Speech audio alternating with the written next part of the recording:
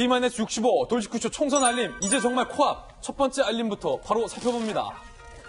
다 버린다는 유승민이 얻은 것 과연 무엇일까? 유승민 의원이 주말 사이에 폭탄 선언을 했습니다. 불출마 선언하고 합당하자라는 겁니다. 직접 들어보시죠.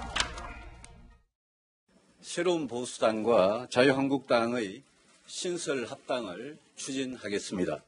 저의 이 제안에 대한 자유한국당의 답을 기다리겠습니다. 개혁보수를 향한 저의 진심을 남기기 위해 오늘 저는 총선 불출마를 선언합니다.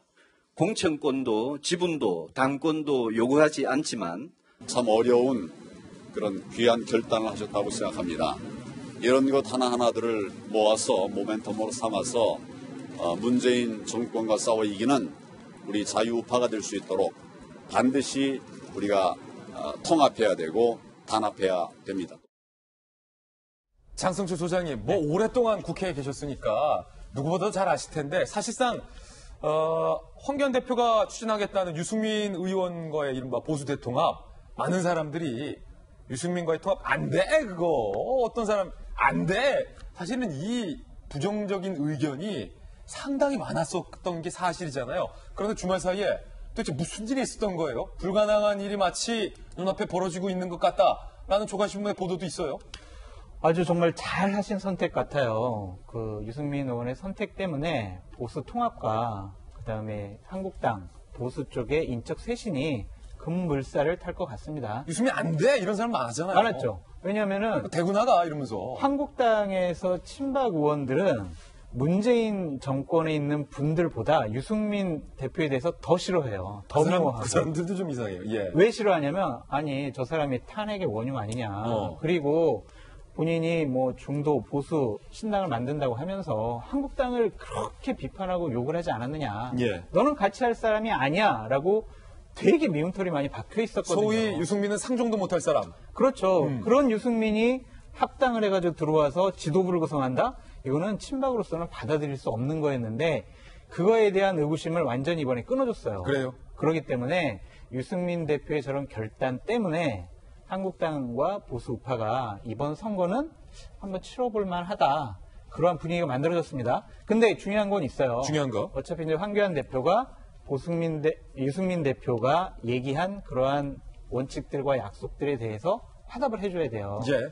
근데 뭐 여러 가지 황교안 대표도 종로에 출마한다고 하면서 여러 가지 희생과 헌신의 정신을 보여줬기 때문에 두 분 간의 담판도 잘 될 거라 전망해 봅니다. 예, 사실상 황교안 대표 측 주변에서 유승민 의원에 대해서 불만 섞인 목소리가 나왔던 게, 그렇죠. 자꾸 유승민 의원이 그 같이 있는 의원들의 뭐 공천권을 요구한다. 유승민 의원이 뭐 말로만 강을 건너자고 하는데 정작 자기는 강 건너 불구경하고 있다. 통합하자고 불렀는데 뭐 나오지도 않는다. 이런 불만 사안이 많았었잖아요. 그렇죠. 솔직히. 그렇죠. 왜냐면은 아니 새보수당에 있는 8명의 의원 같은 경우에 아니 나 공천 줄 거야? 나 이번에 배지 달아야 되는데 나 공천 담보 안 해주면은 내가 어떻게 내가 배지를 달 수 있겠어. 그렇기 때문에 그러한 지분과 공천권을 지속적으로 요구한 건데 그 부분에 대해서도 유승민 대표가 저렇게 풀어줬어요. 자기 빼고 우리 7명은 좀 챙겨줘라. 그런 뜻이 담겨져 있겠죠. 그렇군요. 그 부분에 대해서 황교안 대표랑 한국당 내에서는 좀 받아들여야 될 것 같고요. 어쨌든 유승민 대표의 저런 결단은 정말 인정받을 만하다. 그렇게 말씀드립니다. 그러면 이제 유승민 의원까지 합류를 한다면 지금 안 그래도 신당 추진위원회 있잖아요. 네. 뭐 이름도 바꾸고 네. 두 사람이 연대를 해서 뭐 새로운 당을 만드는 거예요? 투트랙을 갈 거예요. 왜냐하면 유승민 대표가 요구한 것 중에 숨겨져 있는 하나가 있는 게 사무처 당직자 좀 고용 승계 해달라 이거예요. 새보수당에서 일하고 있는 당직자. 그렇죠. 그거를 한국당의 당직자로 좀 채용을 해달라는 건데 그러면 지금 통합추진위원회에서 하는 분들과 이 새보수당과 한국당의 이 당대당 통합 이거는 별건으로 가야 될 것 같다는 생각이 듭니다. 그래서 결국에는 2월 20일 날 통합신당을 띄우겠다는 건데 각 당에서 수임기구를 띄워가지고 거기서 합의를 보면 돼요. 그렇기 때문에 큰 원칙상 여러 가지 합의가 봐 있기 때문에 이번엔 잘 될 것 같다 전망해 봐요. 그럼 이름도 바꾸고? 이름 바꿔야죠. 그럼 투표용지에도 뭐 이제 자유한국당, 새보수당은 인쇄 안 되는 거예요? 그렇죠. 자유한국당은 그냥 어떤 당으로 존재할지는 모르겠지만 예. 어쨌든 새로운 대통합 당이? 신당 이름이 새롭게 이제 투표용지에 올라갈 것 같습니다. 지금 거론되고 있는 게 통합신당 뭐 이런 것도 좀 거론되고 있잖아요. 근데 그거보다는 어떠한 자유민주주의에 대한 또는 보수의 가치를 상징할 수 있는 어떠한 이름으로 가야 될 것 같아요. 대통합신당 같은 경우에는 이전에 좌파 진보 쪽에서 많이 사용하던 용어들이었거든요.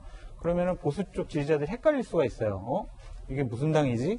그러니까 좀 보수파의 가치를 내세울 수 있는 당명으로 바꾸는 작업이 필요하다고 보여집니다. 예, 지금 통합과 관련돼서 사실은 박성규 전 대변인도 옆에서 잘 지켜보고 계신데 뭐 넘어야 할 산이 그럼에도 불구하고 많다라는 우려 섞인 목소리도 나와요. 예, 많은데 일단 유승민 대표가 큰 결단을 한 겁니다. 의미 있는 거고 그 결단이 의미 있다는 것은 자기 희생적 결단이라고 하는 것이 상당히 좀 중요합니다.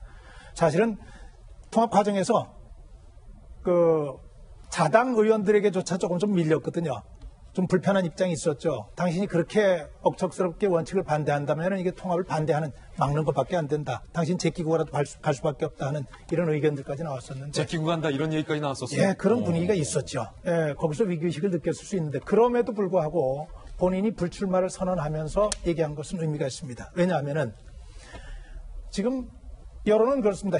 선거는 누가 뭐라고 얘기하더라도 정권에 대한 심판이에요. 정권에 대한 심판은 잘하냐 못하냐의 심판인데 잘한다는 쪽은 한편으로 갈려 있는데 못한다는 쪽은 둘, 셋, 넷으로 갈려 있으면은 그 표가 분산되면서 국민의 뜻이 왜곡될 수 있거든요. 그런 측면에서 의미가 있었고 다만 지금 유승민 대표가 얘기한 게 굉장히 좀 의미 있다고 봅니다. 이 당대당 통합을 넘어서는 개혁 보수의 새로운 정당이 탄생하는 계기가 돼야 된다. 그 개혁 보수의 조건을 제기했어요. 어떤 거냐면 선거를 앞둔 국민이기 때문에 공천이 중요한데 어떤 공천이냐? 공정한 공천 그리고 감동을 줄 수 있는 신선한 농천 두 가지 얘기했는데 안으로 들어가면 이게 무슨 얘기예요? 이전까지 보수 우파라고 하는 이 정당에 몸담고 있으면서 우파의 가치를 훼손하고 잘못하고 뻔뻔하게 있었던 사람들 같이 물러나야 되는 공천이 된다는 얘기거든요. 본인 물러나지만 본인뿐만 아니라 친박들도 물러나야 하고 책임 있는 사람들도 물러나야 된다고 하는 묵직한 화두를 던진 거예요.